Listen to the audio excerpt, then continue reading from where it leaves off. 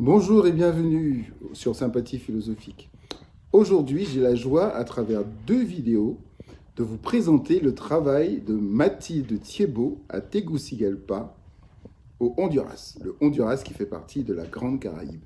Je soutiens ce travail que je suis depuis déjà 18 ans. Je soutiens le travail de Mathilde car elle a réussi, avec énormément de volonté et de fougue, à transformer la vie de plusieurs et de nombreux adolescents et d'enfants à Tegucigalpa. Et donc, il me semble que ce travail mérite vraiment d'être étudié afin de définir un protocole, parce que au bout de 18 ans, l'association Paris-Tégou, il faut dire Tégou, a acquis une expérience qui, me semble-t-il, serait profitable aux autres îles et pays de la Grande Caraïbe. Alors, vous verrez deux vidéos d'une interview réalisée par Madame Nadège Billori. Dans la première, nous avons une présentation succincte du travail de Mathilde. Et dans la deuxième, c'est un développement de tout le travail, une présentation plus globale de tout le travail de Mathilde à Tegucigalpa. Et il faut que je vous dise que c'est une association qui mérite d'être soutenue. Donc, à la fin de la vidéo, vous aurez un appel à dons, un appel pour trouver des fonds pour financer une opération spéciale que vous allez découvrir dans la deuxième vidéo. Et je vous dis donc bon soutien à l'association Paris-Tégou et je vous dis à très bientôt sur Sympathie philosophique.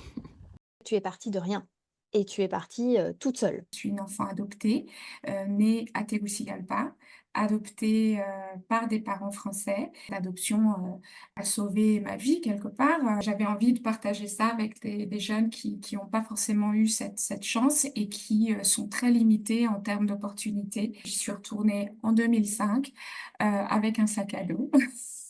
Je parlais à peine la langue, donc il a fallu, se lancer dans une nouvelle vie, laisser le confort parisien et accepter d'apprendre depuis, de zéro. On a créé un grand centre qui s'appelle le Centre culturel Art et Amitié, qui est en plein cœur de la capitale, qui existe maintenant depuis 15 ans, qui accueille environ 150 jeunes de 12 à 21 ans qui viennent des quartiers les plus dangereux, les plus marginalisés de la ville. Ce centre, c'est un lieu très transformateur. On a de l'artistique, on a de la formation professionnelle, on a du soutien psychologique et des loisirs.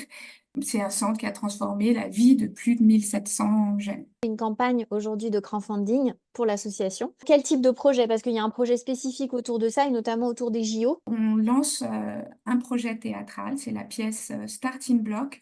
C'est une pièce qui aborde les défis auxquels sont confrontées les femmes dans le monde du sport et ça donne des exemples concrets de femmes qui ont surmonté ces obstacles.